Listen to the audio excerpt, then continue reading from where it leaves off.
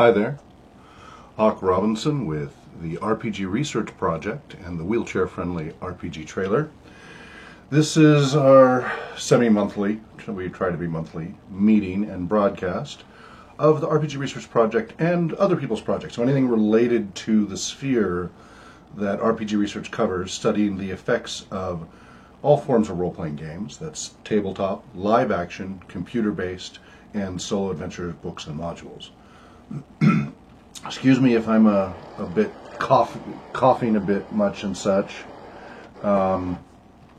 Spokane, today is Smokan. Pretty much the whole Northwest is inundated with smoke from the fires, and I have asthma and such, so I'm unfortunately one of those vulnerable populations when the warnings are out. Apparently our air quality here, and even worse in Seattle, is worse than China right now. So forgive me for being a little wheezy and coughing here. So normally most of these meetings have not been online. Periodically they have. We first started doing them about 2007, semi-regularly, and usually maybe recorded and then uploaded, if that. But there's been enough people from around the world asking for this to be a more regular thing and online, live. Now, this is different than what we're planning to do with our Patreon, and we'll get more into that later, which will be more directly interactive with our Patreon supporters and such.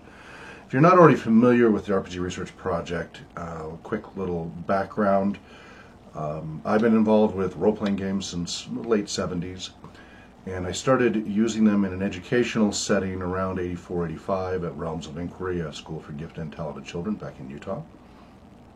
And then around 2004, I started focusing on the therapeutic aspects. First of all, the research side, which is just seeing the general effects of participation in role-playing games. There's a lot of correlative data out there, but the causal data is limited. There is some, and it's pretty strong. And the correlative data seems to have a lot of strong indicators, but again, that doesn't determine whether it's, excuse me. Joy's alive. Sorry. It doesn't determine whether the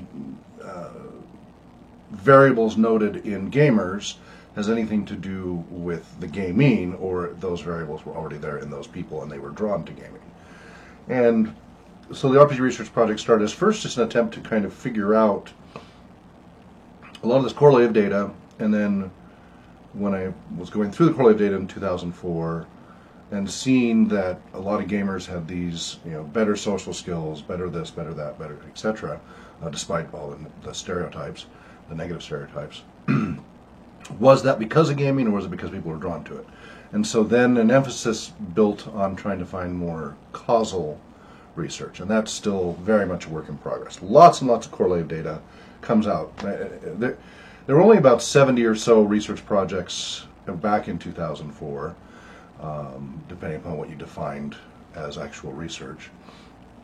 And then since about 2006 or 7, it's been going up and up and up. But it still tends to be pretty heavily correlative. Luckily, in the most recent years, I've been seeing more causal controlled studies, but those are more expensive and more challenging to do, and so you don't see as many yet. Hopefully that keeps increasing. Now you see a lot on the video game side, but not so much on the tabletop or the live action or the solo adventure books and modules.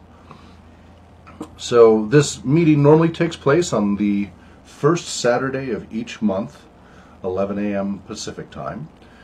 YouTube channel is youtube.com/RPG Research. Our website is www.rpgresearch.com. And besides being a repository of research from sources all over the world, we're also trying to then take that research and then apply it to populations to help improve the quality of their lives. So there's a group of volunteers, myself included, and a number of others out there that use role-playing games for therapy, for education, and just overall betterment of their lives. So that's the overview if you're new to RPG Research. Now, again, this is open to the public. I welcome others to participate. I know this time around I sent the invite out last minute, so don't be surprised if it's just a monologue. I will attempt to keep an eye open for comments. Let's see, let me pull up that YouTube page so that if somebody comments, where is it? See, this is the first time on this laptop that I've done a broadcast. I just switched from my Asus ROG to this Dell Precision, and it's so new, and the drivers are still a little tricky, so it isn't fully set up the way I would like. So pardon me for some of these challenges here. One of these days, hopefully we'll have an AV person to handle all these things instead of me trying to do it while on the air at the same time. So, let's see, research and live.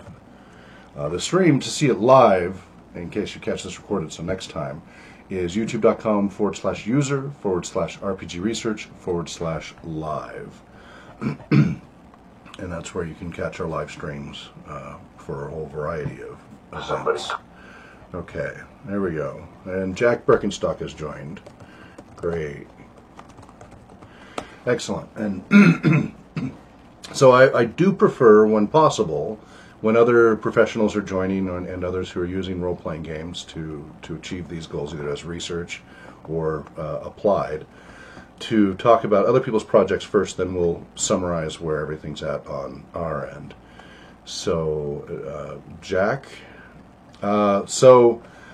he's asking, how do I join? The problem is, since they got rid of Google Hangout, it's more difficult to get you actually into the video audio conversation part. Have been able to have some success doing it with Skype, and then I'm using Open Broadcast Server, and then I kind of copy and paste and do things. But it's been problematic. At the best, if you don't have Skype set up right now, and the info is in that link I sent you, Jack, for Dev to Dev Portal as my Skype contact. So if you want to hop on there, and then we can see if we can try to get it to show up in OBS. Otherwise, feel free to post text here, and I will relay what you have. If you have a web page with some updates you'd like me to point out, I'll gladly do so.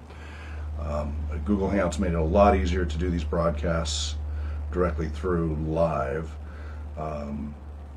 and it might be possible through some other method, but ever since they killed off Google Hangouts in September, I haven't been able to figure out a way to make like Google Plus chat integrate very, very well. So I apologize for that, but if you can definitely post some things you'd like to cover and links to anything you'd like me to mention and share, I will gladly do so.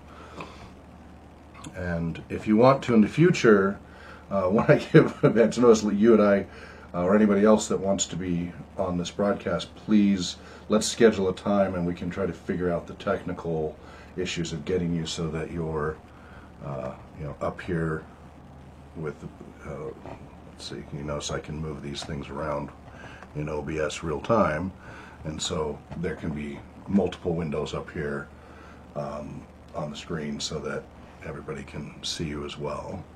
I wish it was simpler as it used to be, but that's been problematic.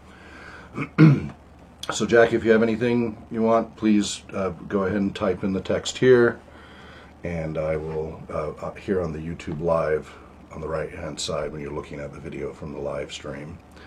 Again, if you're not there and you want to see the chat, that's youtube.com/user/RPGresearch/live, and then that's where I can see you chat and respond. Also keep in mind the stream has about a 30 to 60 second delay. That's just pretty normal, buffering, etc. So keep that in mind, that there is a delay. All right. So hopefully Jack has some updates to share, and as soon as he does, I will share those with you as well. Meanwhile, okay, too many windows here. Let's see. And I did send invites. So some of the other projects to be aware of are Jack Birkenstock, which is with the Bodhana Group. And they especially, they work a broad range. They come from a mindfulness approach to therapy. They're a 501c3. They run Save Against Fear, an annual convention and fundraiser. They use a whole range of games, not just role-playing games, to help people, especially trauma victims and also sexual abuse and things like that. And Jack has also been doing a series of videos with myself and Professor Sarah Lynn Bowman and Wheelhouse Workshop and others about different aspects of role-playing games and therapeutic use, etc. Okay, so Jack says, we have been doing some great work lately using RPG for children, working through grief and loss of a primary parent. Excellent. And if you have any links or blog postings about that I can share with everybody, I'll gladly do so. And keep it coming as you post it. I will interrupt my monologue to share. And let's see, I'm going to move this to separate windows so that's a little easier to manage. You know, at some point I might be able to actually make that chat show up in this. There's a way to do a screen save, but I'm concerned that it may. Yeah, I'll play with that a little bit maybe. But keep it coming, Jack, and I'll keep sharing for you. Let's see, and then Wheelhouse Workshop is Adam Davis and Adam Johns in Seattle, and they've been getting a fair amount of press lately. And they are one of them is a drama therapist, a master's of drama therapy and licensed, and the other one is a family therapist and master's and also licensed. And they've been running half a dozen groups for youth, helping use role-playing games to develop their social skills and also autism spectrum, etc., at various locations. Although it looks like they did a little Twitter teaser, like showing an inside of an office under construction, and they're saying great things, you know, great new things coming. Stay tuned. So maybe they've got a more dedicated facility coming up or something. I haven't seen an update on that yet. But that's Wheelhouse Workshop. And then Professor Sarah Lynn Bowman is down in Texas. Oh, and Jack's over on the East Coast. Jack, I forget, are you in Pennsylvania? I think it's Pennsylvania, but I'm not sure. I know you're on the East Coast. I just forget which state. Let me know in the text there.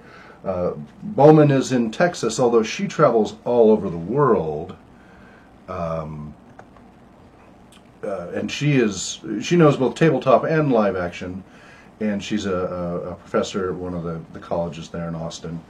But she's especially strong on the LARP side, the live action role playing, and especially the Northern European style Nordic LARPs and such. Although again, very broad range. She has a book called The Functions of Role Playing Games.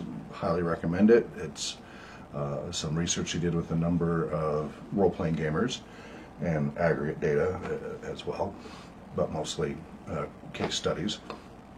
And she helped organize Living Games Conference, which was a whole conference days of LARPing.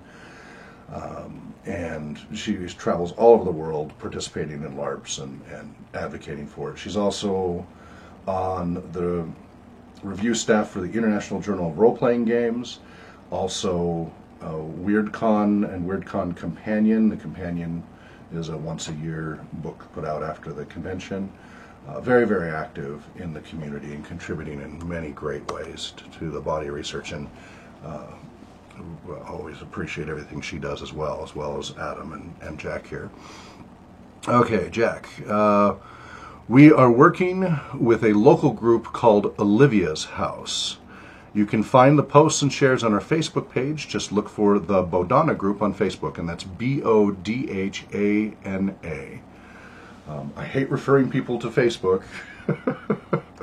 I really definitely prefer to send people to websites and such, but I'll definitely, we'll share that, and when I find them, I'll put links to add to the page for everybody to be able to get to these resources.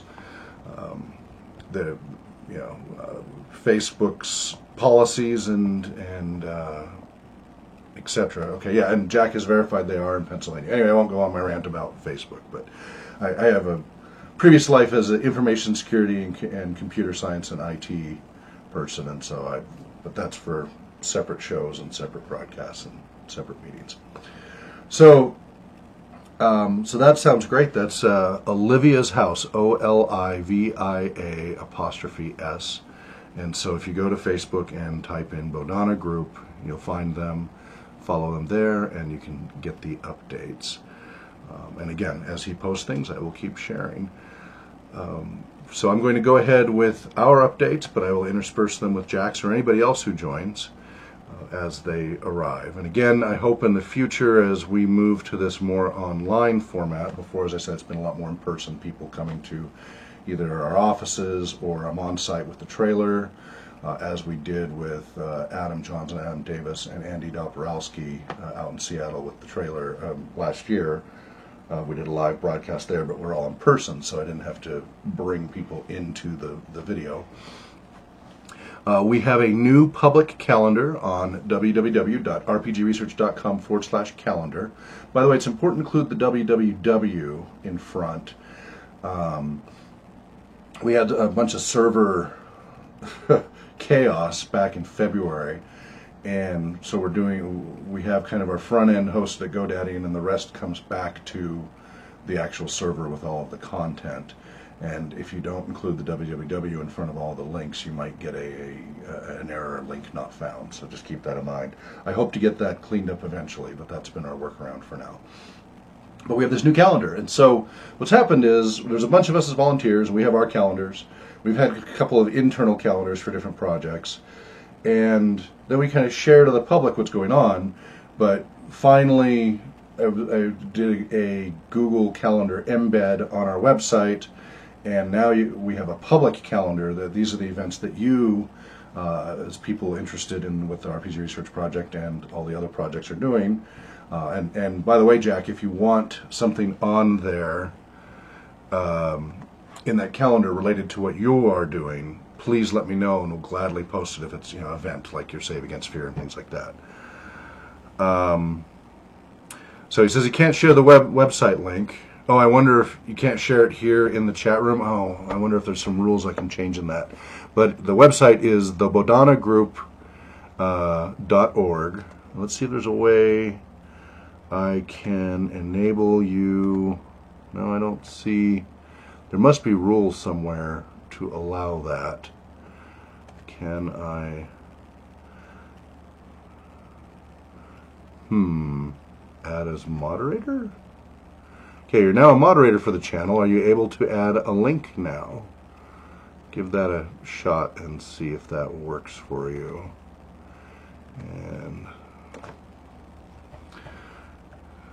if they keep changing which tech to use, and I'm not afraid of tech in any way, shape, or form, but you finally get the bugs worked out and then they change everything again.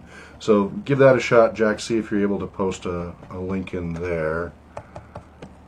I'm going to try it myself. Calendar. It doesn't look like it works as a link though, so I don't know.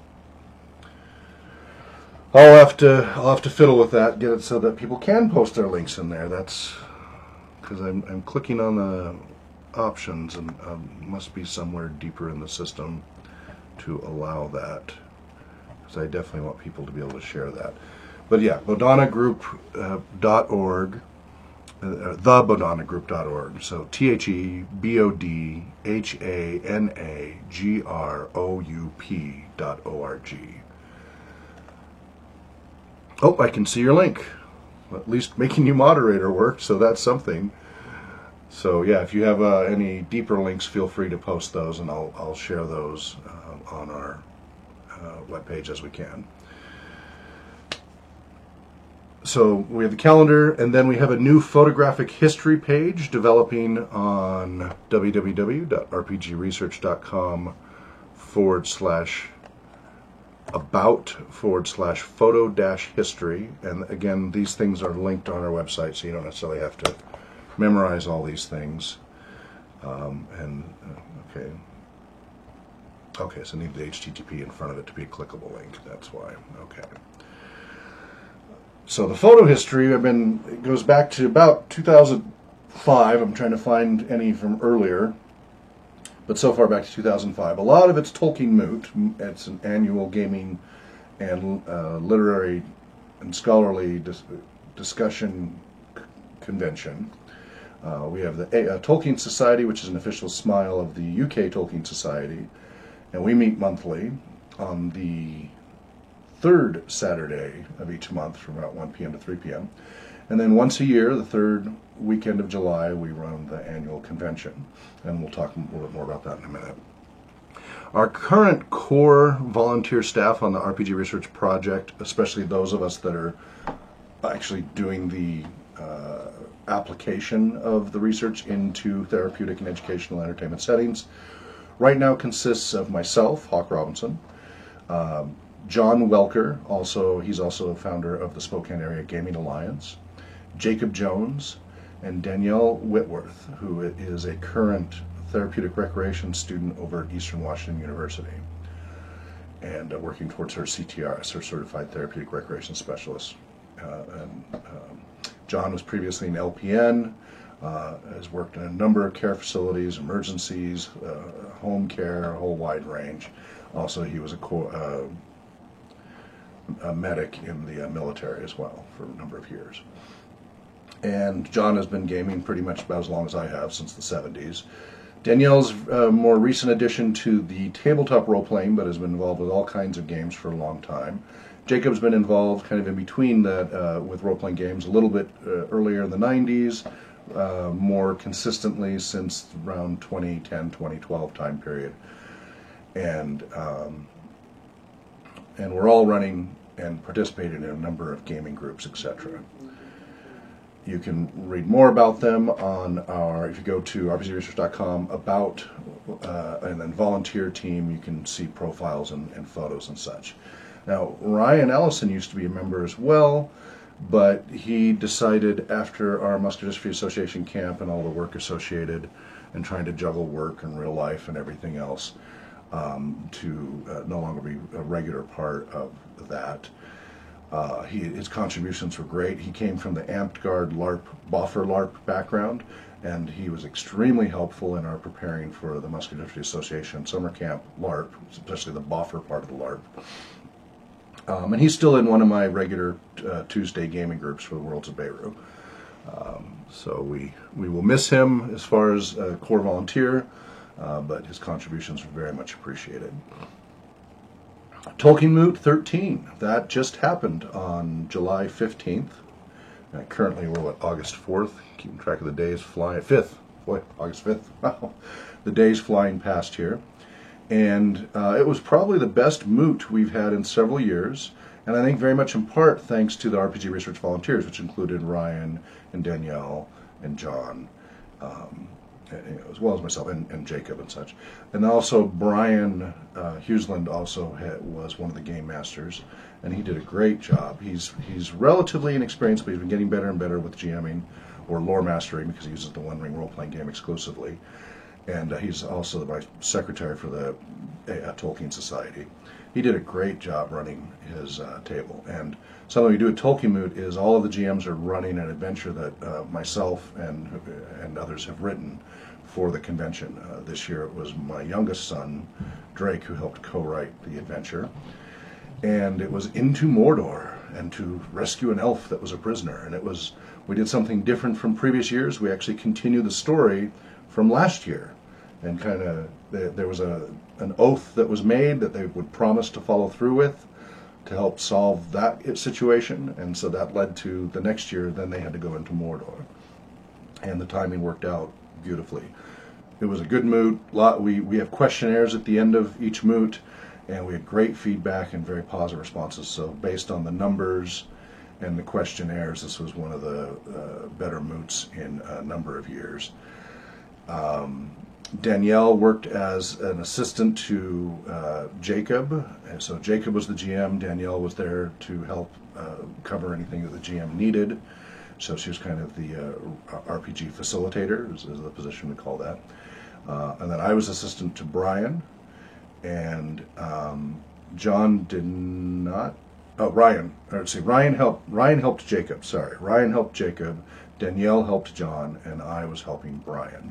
So the three of us were RPG facilitators. We were facilitating the role-playing game event, make sure the character sheets are ready, and the GM needed anything to help take care of it, etc. And that, as I said, went really well. Our guest speaker was Michael Martinez, published Tolkien essayist and author. Apparently Jack tried to call my cell phone. Interesting. Did it even... Must have a different phone number. We'll have to... Oh, maybe you were trying my... That's weird. I did not receive any call whatsoever. So we might need to swap info to make sure our phone numbers are correct. I appreciate, Jack, you trying this out so that we can work through this, and then hopefully next month we'll be much more prepared, and you'll actually be able to be there on the screen, and it'll be a lot smoother. So hang in there and keep helping, and we'll make this live thing work a lot more smoothly with your help.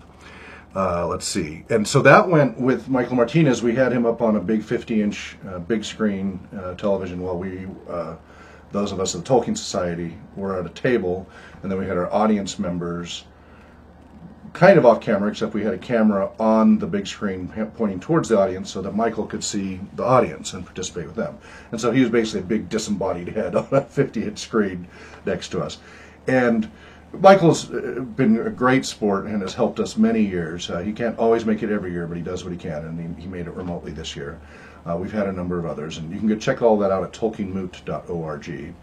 But this time it went without any technical glitches. It went really smoothly. So again, that was just another nice thing as we get these things worked out.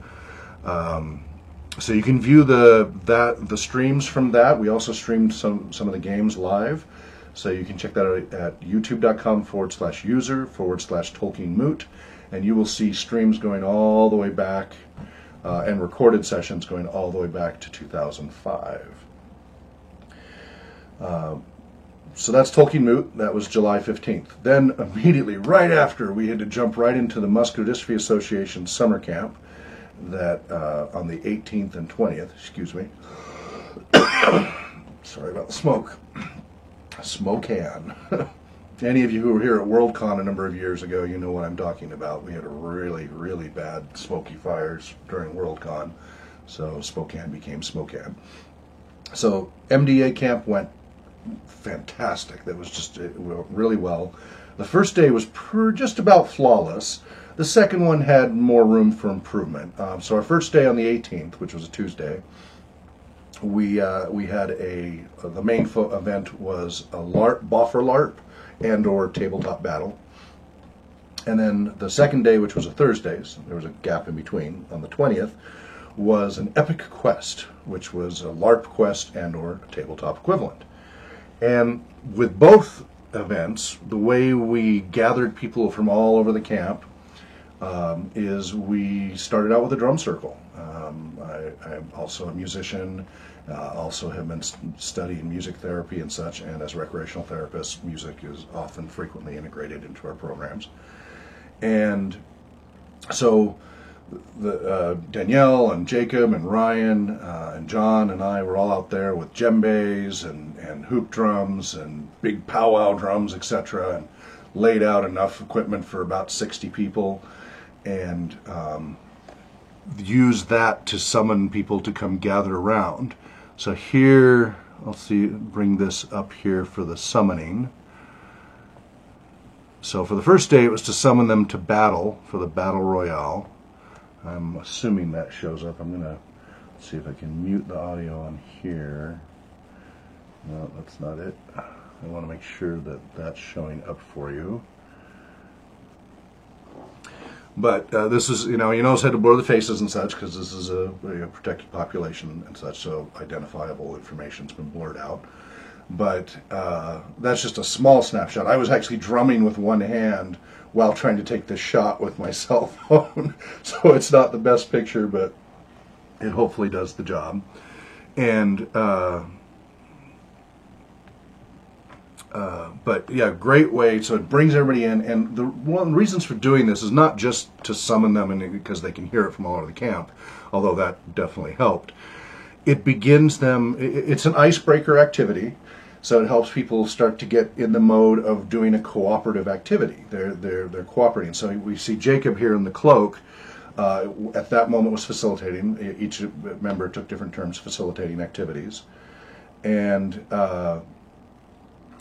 So they're following. They learn to follow directives. So Jacob might do an echo and repeat. So he may do dump da da dump dump, and then they have to do dump da da dump dump, and then this group over here dump da da da dump, and then you build complexity and such.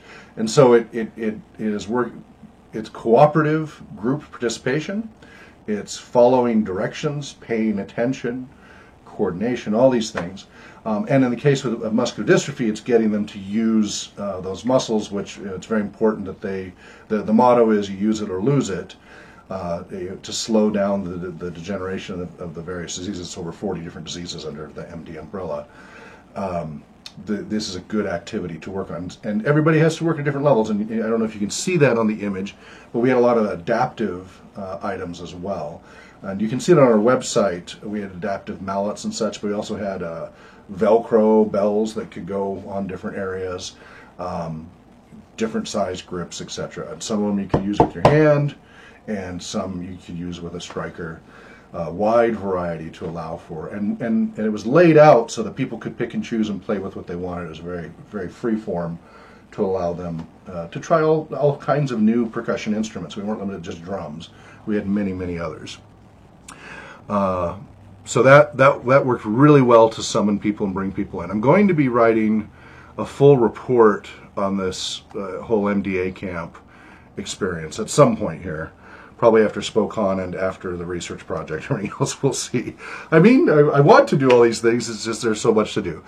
Jack has updated. So www.com/save against fear, all one word, save against fear. And so definitely check that out. www.facebook.com/save against fear. It says, we just secured our first celebrity for the convention and have added cosplaying. Excellent. Congratulations, Jack. That's awesome. But we'll be providing our own flair by having panels on the therapeutic benefits of cosplay and cosplay for charity. Excellent. Will you be streaming or recording or sharing any of that with the public, or will these only be for participants to see? We'll be joined by Martin. Is that Kleba or Kleba? Excuse me. Kleba. Sorry, I was having a little trouble with the L there. Martin Kleba from Pirates of the Caribbean and Scrubs. Cool. And then Jack's asking, did anyone seem reluctant or hesitant, and how did you overcome it? Very nice. So that's part of the purpose of the drum circle, is that it helps with some of that. For this particular population, especially on Tuesday, because it was early in the camp, in the future they'd like us to come maybe the first day or so, because our activities apparently broke through a lot of the hesitance and withdrawn barriers that the other activities they were having problems with. There were some kids who were refusing to participate in almost all of the social activities the previous couple of days, and we managed to get them to join with both the drum circle and then later the LARP and tabletop enthusiastically. They were really, really excited with how much engagement there was.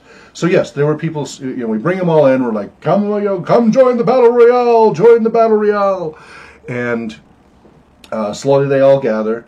And actually the campers were gung-ho. The campers, whether they're wheelchair or not, one by one, they're checking it out. We had things arrayed either on the floor or on the tables, and they're checking things out, and they get to pick and choose. So it's challenge by choice, what looks comfortable for them, and they can try it and go, no, I don't like that, and this, and then they work their way, and everybody's just kind of milling around trying it out as we're slowly gathering. And we weren't doing the echo and repeat and facilitation yet. We're just doing a drum groove. People can just drum whatever they want to drum. It's a cacophony, but it slowly gets its own energy, which is pretty cool. And then people kind of settle in, and others are watching. They haven't decided yet, but they've come and joined and are watching. But the ones that were the most reserved, actually, were the camp counselors. Not the MDA camp counselors so much as the camp counselors themselves. they were kind of sitting up on the hill more, and some of them, as the head of the program reported to me, was like, well, it's different, but at least they're engaged and I don't have to do anything, was kind of their attitude, which I don't think is a very good attitude for a counselor, but oh well. The campers, though, were engaged, and that's who we were there for. But a number of the counselors did get engaged and had a great time. It varied. So, some of them are fairly young and new to this. Jack says that yes, they will be recording the events so that at their Save Against Fear. Excellent. We look forward to seeing those. Hope one of these days I can come out in person, bring the trailer out there and everything. That would be really great to join you one of these years soon. Sooner rather than later, I hope. So, but anyway, so then it's challenge by choice, so we don't force anybody to participate. We make sure everybody comes and gathers, but it's their choice whether they engage. And then what happened was, as we started doing the facilitation part rather than just the freeform groove, more people started to join because it gave them a little more direction and focus. And we're all being very enthusiastic, encouraging. I'm walking around with my djembe and just kind of, yeah, let's do this, yeah. And that energy is contagious. And so more of them pick up, and I'd ask a few if they wanted me to hand them something and just encourage them, and they get more engaged that way. Wasn't 100% engagement as far as drumming and percussion instruments. It was probably about 80-90%, but we did manage to gather them around, and they were paying attention and rather than talking or distracted, and curious about what was going on. Direct care is a fickle lot. You would be an honored guest for certain. Well, thank you. I would love to come out there. Maybe we talk about it for something next year. Come out there with the trailer and everything. We're going to be at Spokon with the trailer for 3 days next week, which we'll be talking about soon. Let's see here. Time's already flying by. So anyway, I'll have a more full report. There's a lot of photos on the website. Again, only so many I can make public, and most of them have to be blurred out for the participants. But then we switched to, okay, here's why you're really here.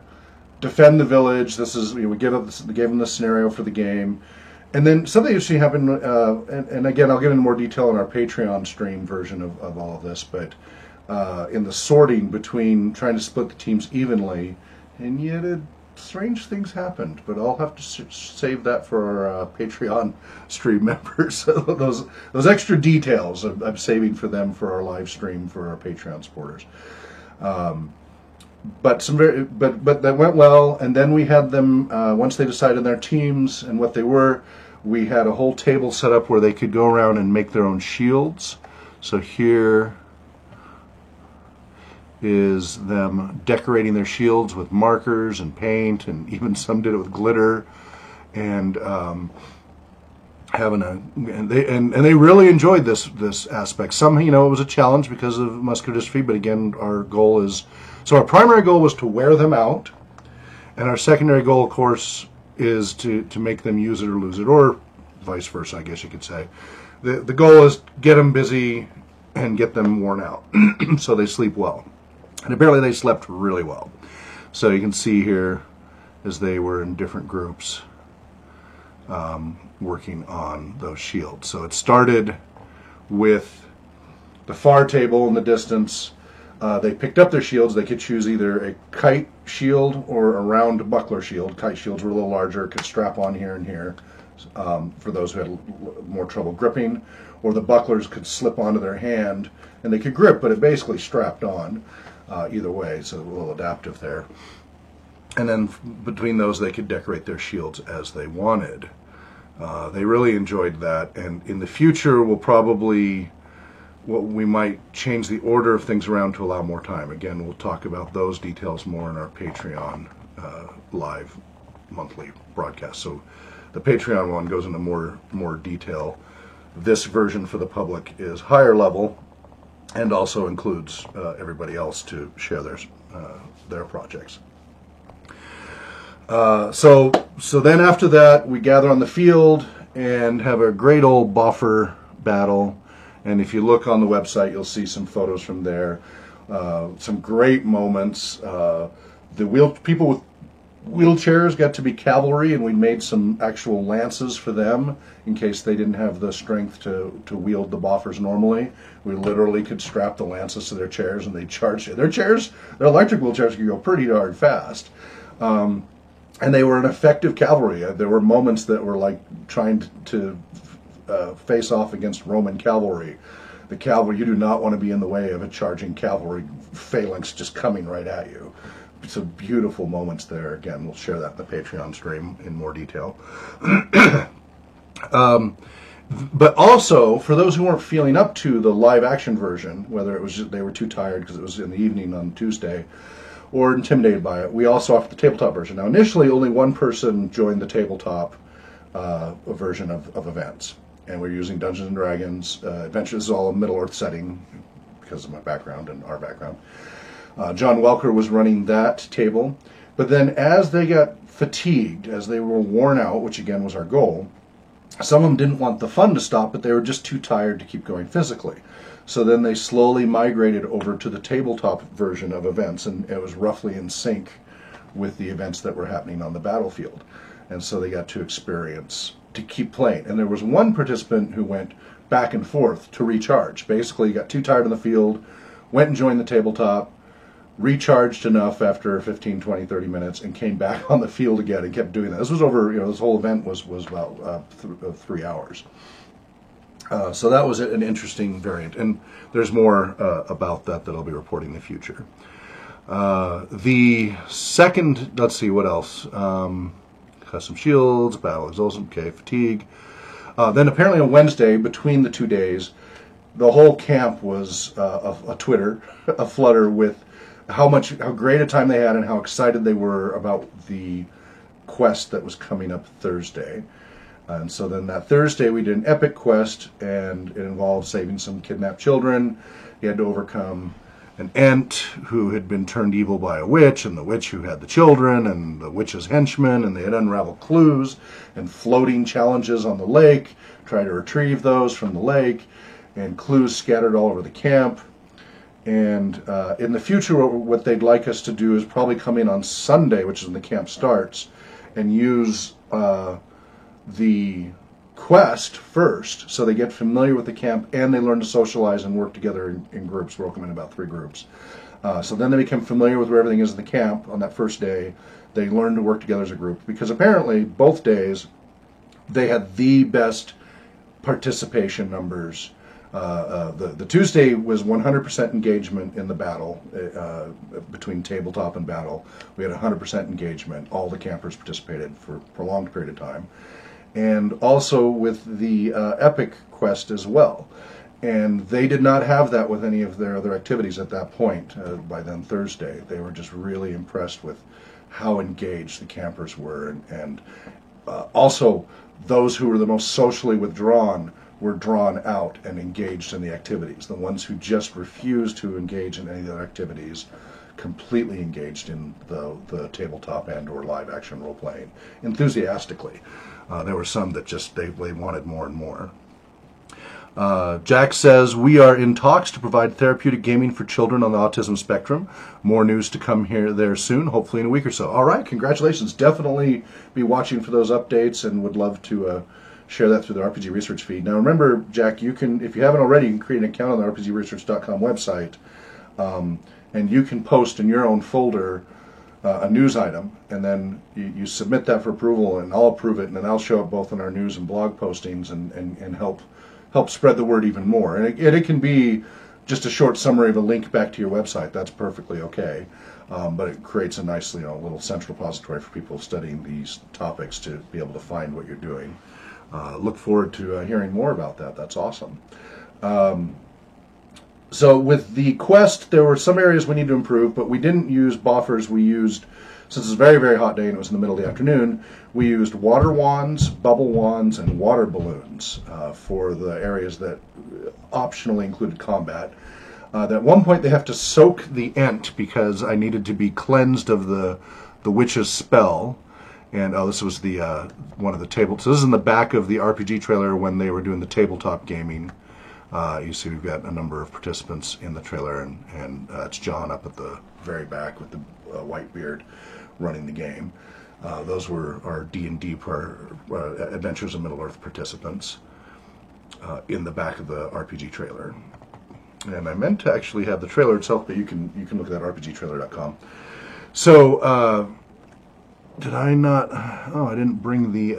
I was going to bring those Ent images. Oops.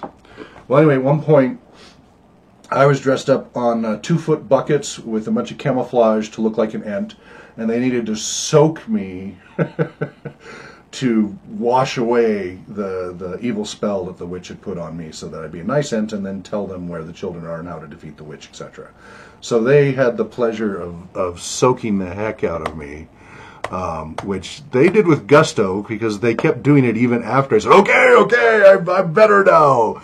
And I revealed my face, and still I got sprayed in the face. It was pretty funny. They were definitely engaged. Let's see, I think I can bring, here we go. So here is with them spraying me as the Ent. Let me bring that down to scale.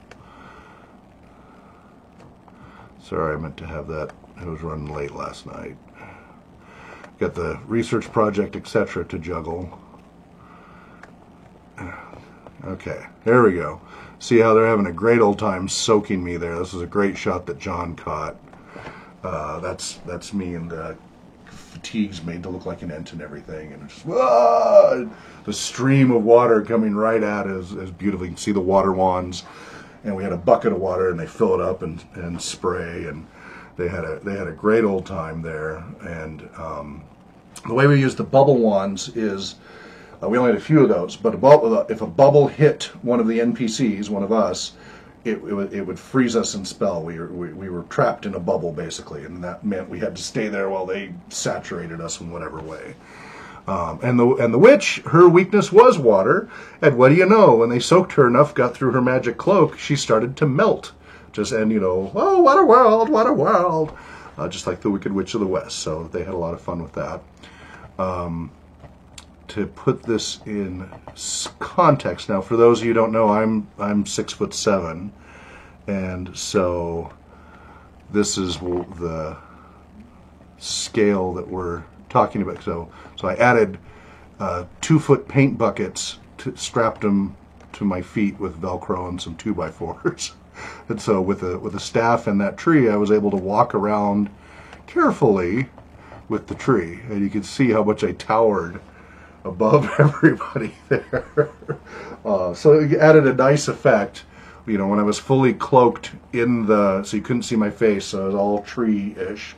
And some didn't see me. Others had to point them out. I was standing next to the tree, and it is a pretty good camouflage. And others had to point out, like, oh, there's the Ent, there's the Ent. So that was a lot of fun. We had some coordination issues, and one of it is we needed walkie-talkies. Although we'll need to put them in plastic bags or something if we're doing water again. I did get a set of walkie-talkies this week.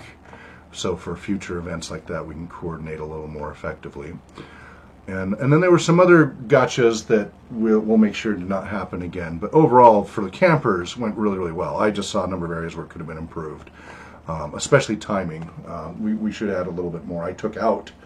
There was fear from some of the volunteers that it was going to take too long. I was worried to go too quickly, and I should have gone with my gut.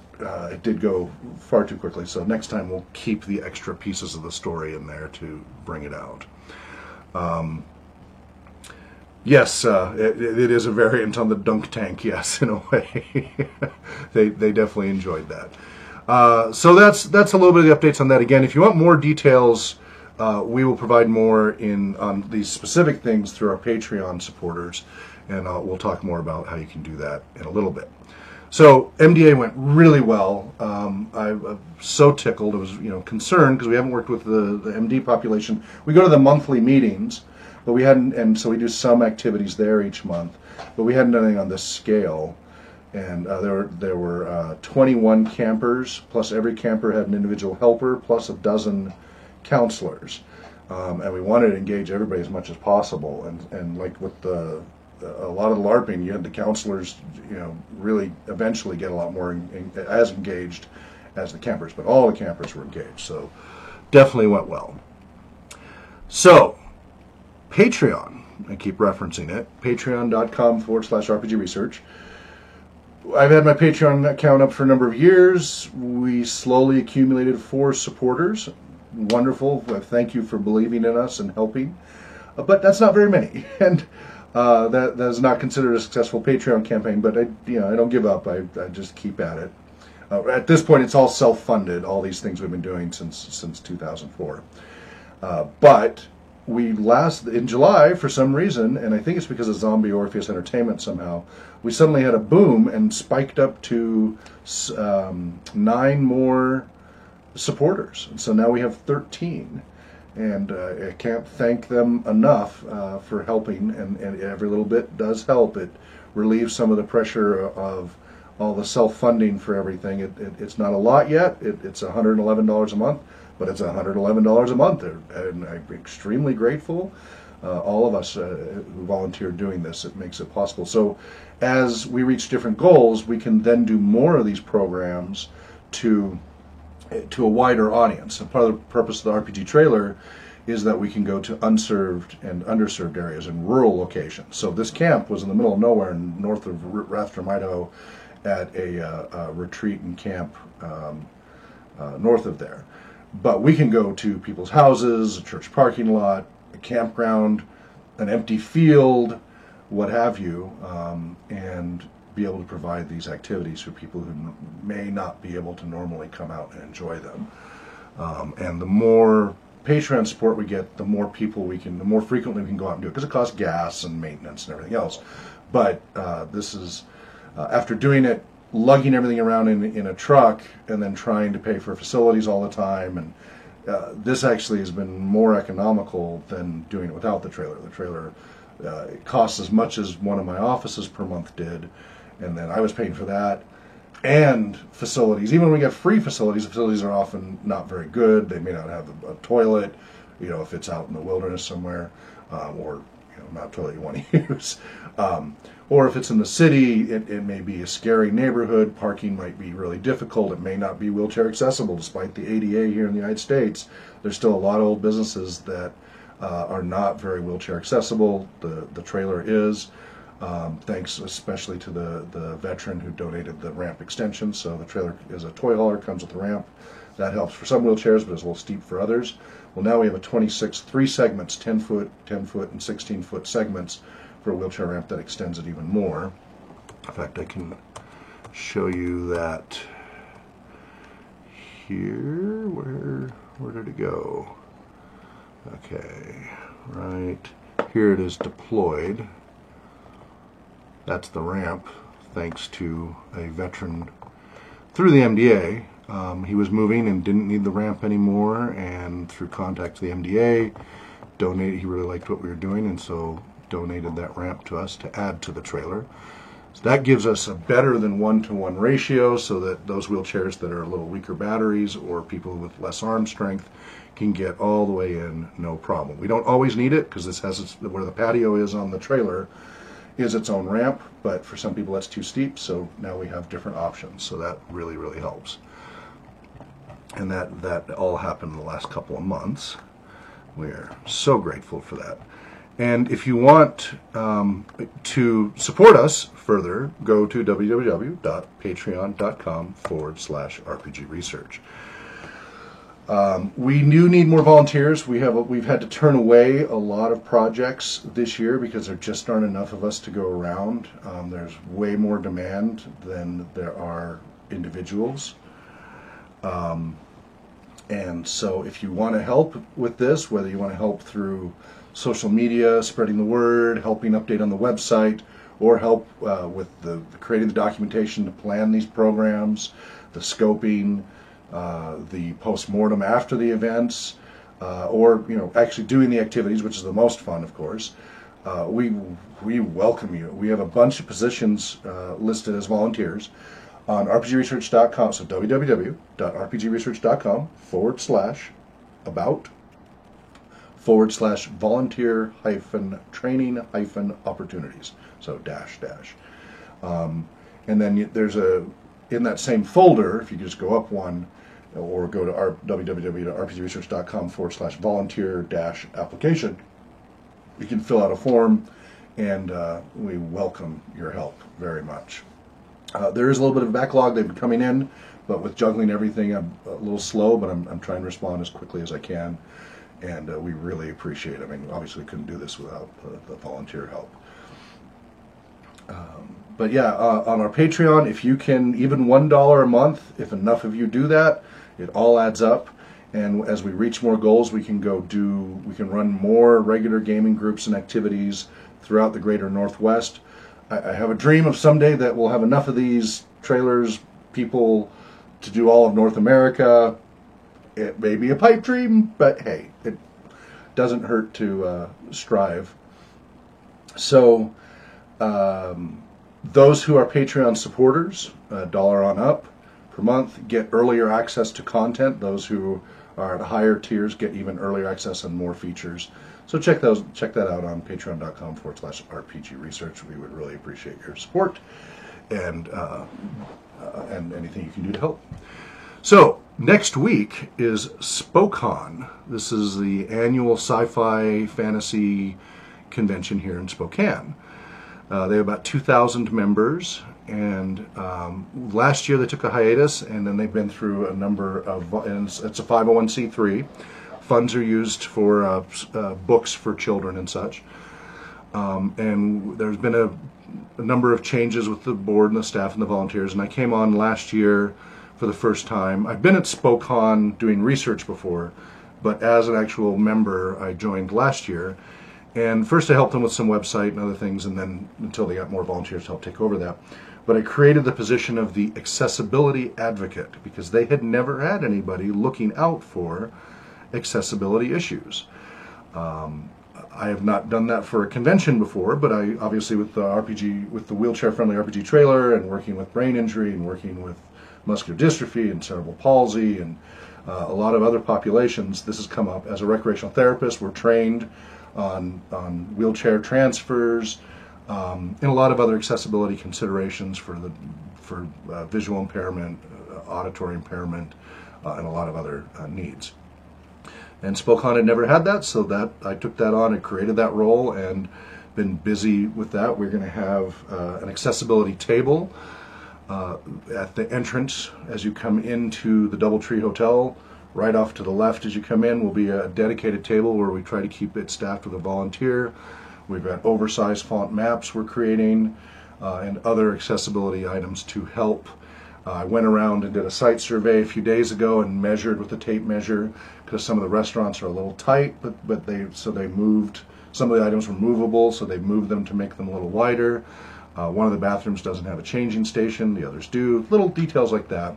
And so we're updating that. That's on spocon.org, and we're updating the accessibility page this weekend with all of that information. And you can check out the SpoCon schedule overall at spocon.org/schedule-2017. Some people of note, you'll notice I'm wearing my Gamers Dorkness Rising shirt. Well, Andy Doporowski and Brian S. Lewis are also going to be showing up at SpoCon this year. Yay! Most of the Gamer, Zombie Orpheus, and Dead Gentleman crew will be over at Gen Con. Much larger event, but luckily we were able to get Brian and Andy to show up, which is wonderful. Now you may not know Andy as well because he was more of a behind the scenes guy, although he would make cameos in The Gamers 3 or in Hands of Fate. If any of you are familiar with those movies, Andy had the scorpion tattoo and was one of the card floppers for the Legacy and such. And he eventually gets punched by Brian S. Lewis, who in Gamers is the monk who is not an elf. So you can see on the shirt, Cass, and or Brother Silence.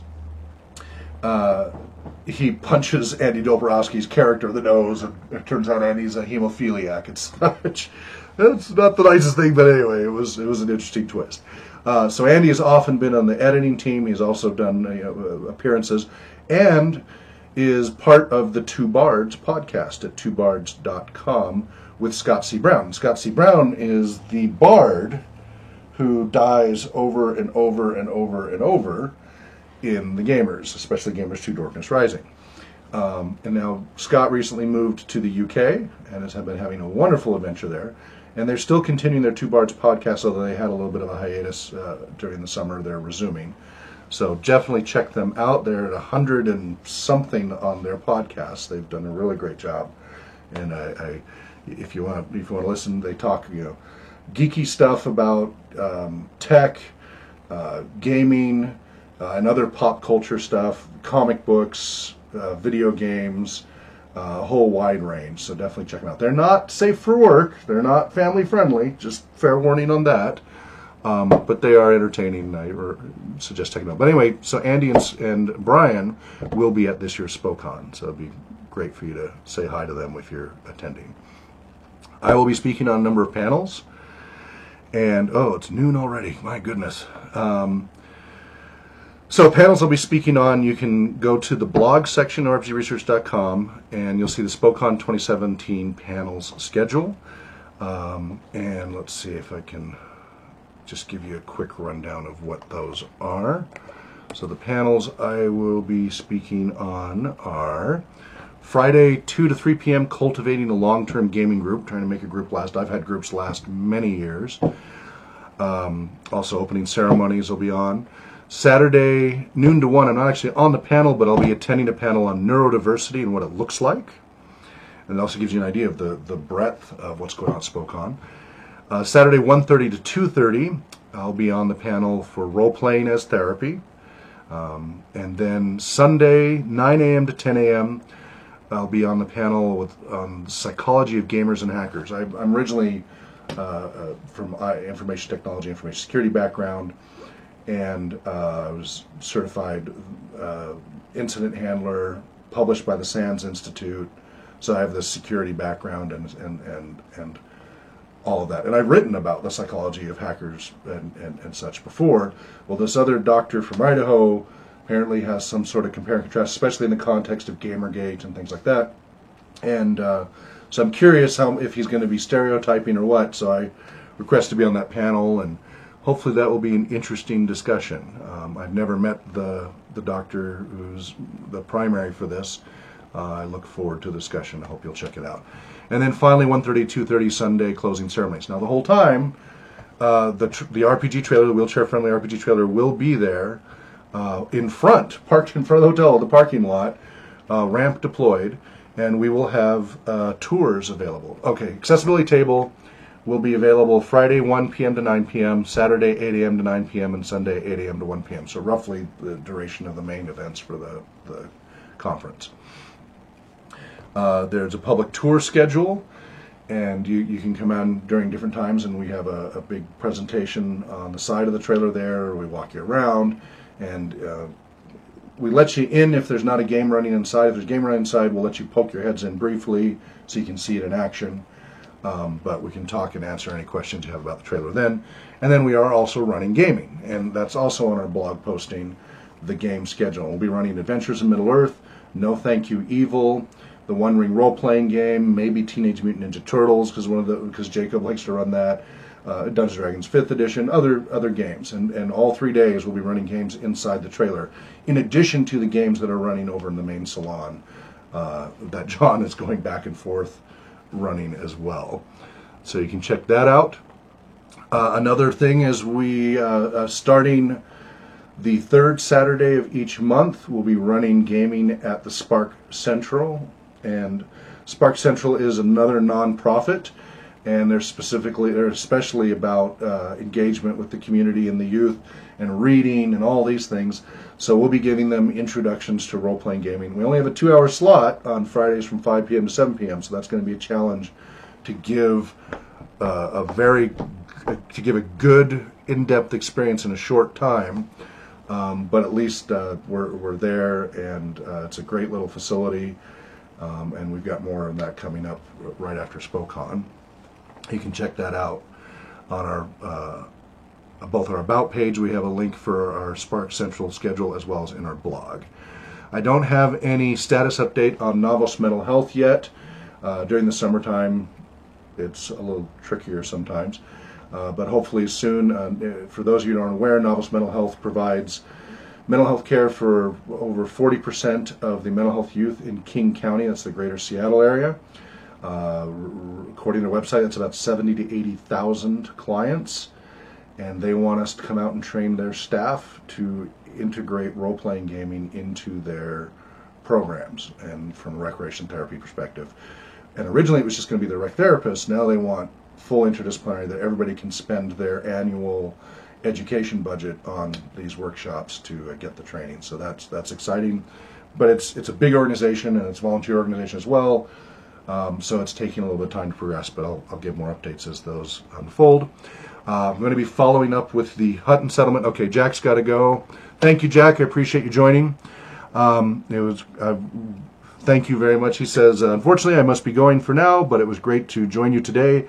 Keep up all the great work. Happy gaming. Happy gaming there, Jack. And if we can get a chance in the future to try to figure out how to get you into this with the audio and video, let's schedule something to do that, and you and everybody else over time. Take care, Jack. And so I'm running through this because I try to keep this down under an hour. Sometimes these meetings are only 15 minutes. Depends on how busy a month we've had. As you can see, this has been a really busy month.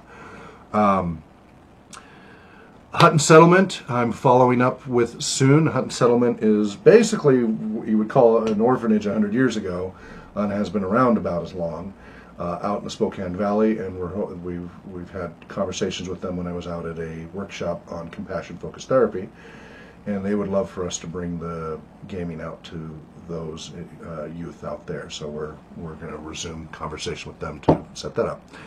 Unite Magazine, YOUNITE magazine, it looks like it's a new online magazine, is kindly offering to do some spreads about what we're doing. You can check them out at twitter.com/Unite Magazine, YOUNITE MAGAZINE. And of course, we'll post on our Twitter feed and such when there is anything to share. Probably not going to go down to San Diego tour at the end of this month. I was hoping to, but with everything going on, my reserves, financial reserves, are a little depleted. It's going to take a few months to recoup. It's been a very busy and a great month, but can only do so much. Now again, Patreon support, we could do more, but that's where I'm at right now. So we're hoping to do a tour with the trailer all the way down to San Diego and up through Arizona and Utah and back. That may have to wait for another time, is what it's looking like at this point. Want to say thank you so much to Phyllis regarding the research project on experiences of gender bias in the gaming community and industry. I started a pilot of it in 2013, and then she helped with formalizing and getting an IRB waiver through. So I'm a student at Eastern Washington University, working on a degree in recreation therapy, music therapy, neuroscience, research psychology. Phyllis is a PhD at Washington State University in the nursing division. She's also was on the WorldCon board. She and John Welker encouraged me to go to WorldCon and be on the panels and do the Super Science Saturday and all of that at WorldCon 73. She happens to be a neighbor of my girlfriend, and she saw my license plate that says RPG, and we've had a great interaction since then. She's been very supportive and helpful.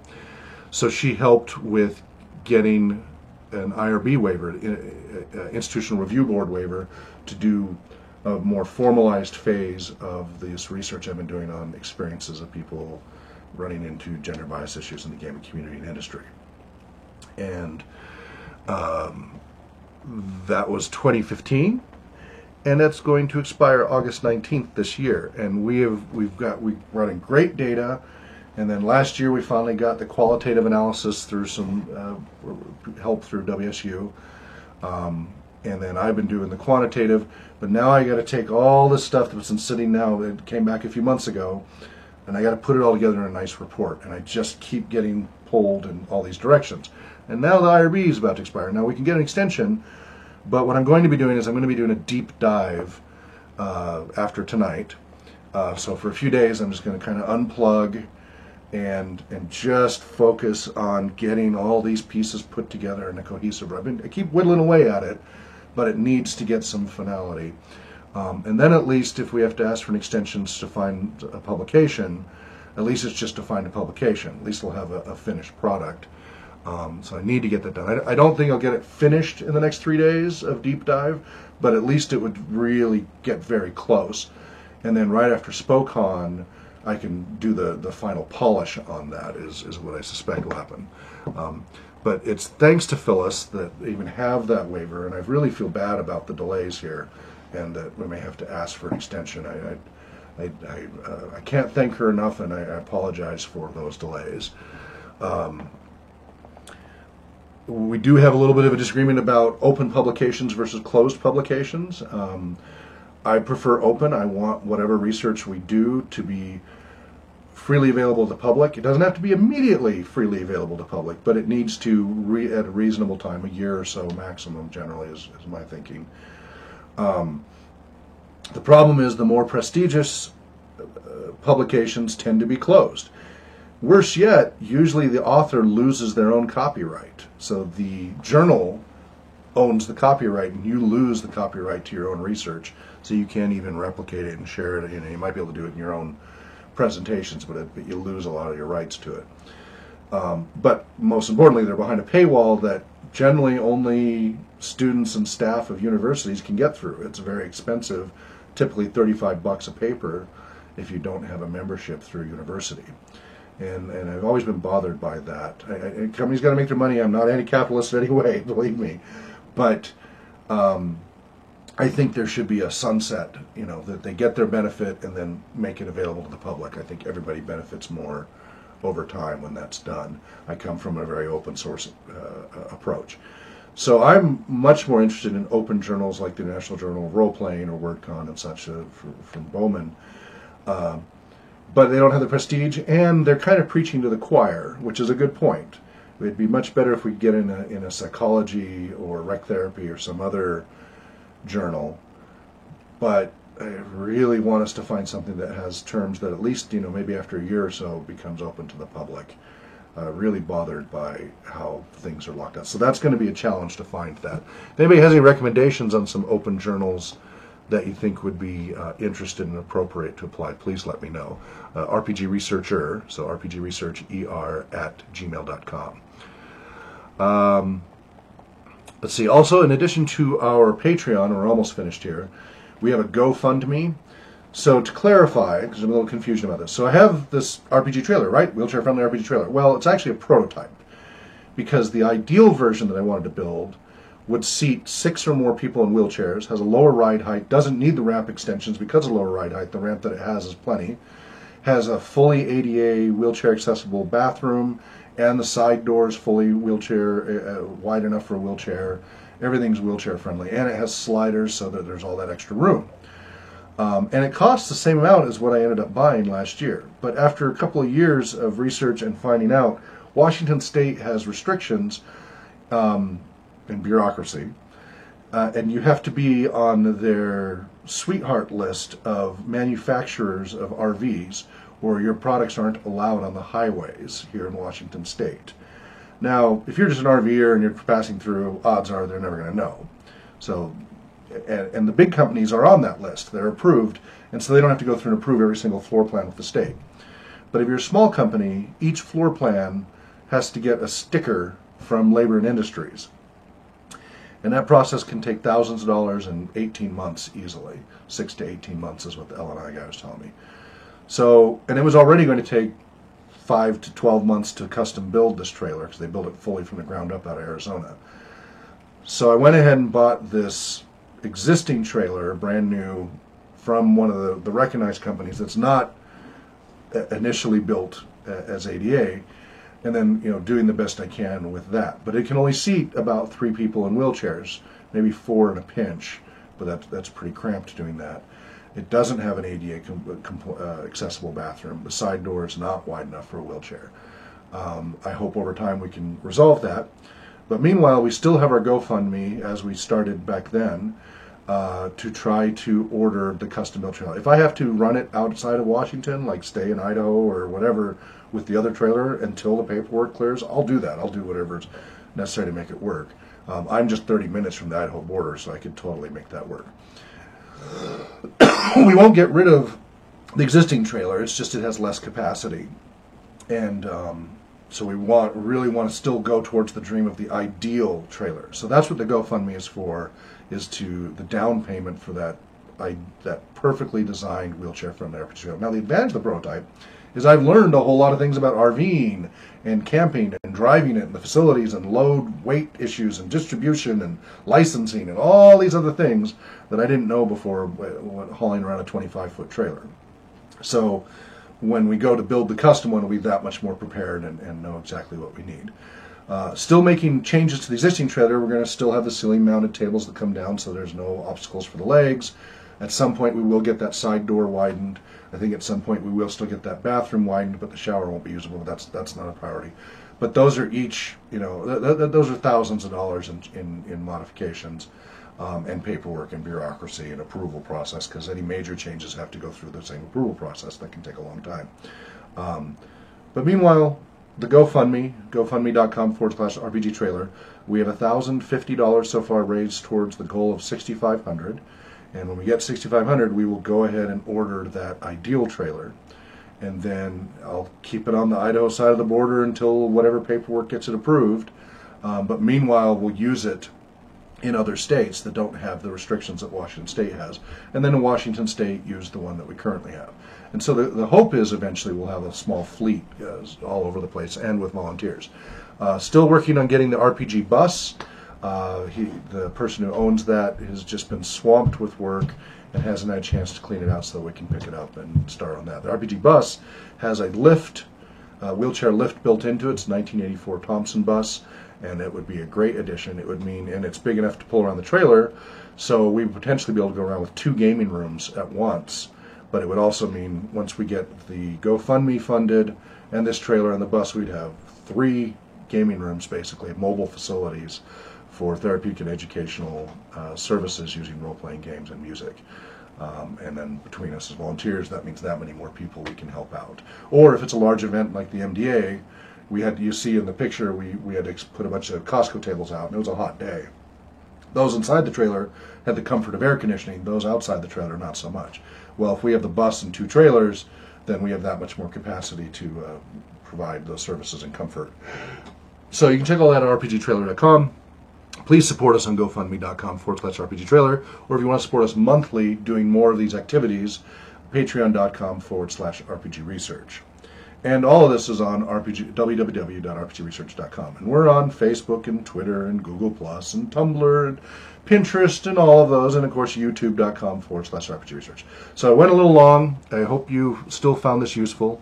Thank you so much, Jack Birkenstock, for joining through the text. I hope next month we'll actually have the audio and video embedded in here, so it'll be more interesting, less of this monologue. I always prefer it when there's other people, but you do what you can to get the word out. To have typed all of this information up that I just shared with you, like I can do, I've got the meeting notes, which are shared publicly, but to give you all these details that I just shared with you verbally would take me hours and hours of writing, and that would take away from doing these actual programs. So I wish it wasn't a monologue like this, but at the same time, people keep asking for updates, and this seems the fastest way to give you these quick overviews. Now, again, these are high level. We didn't delve as deep. On our Patreon page is where we upload videos that go into much more detail, where we explain the programs and go into a lot more detail. So if you'd like to get those, please support us there. And any comments, we welcome.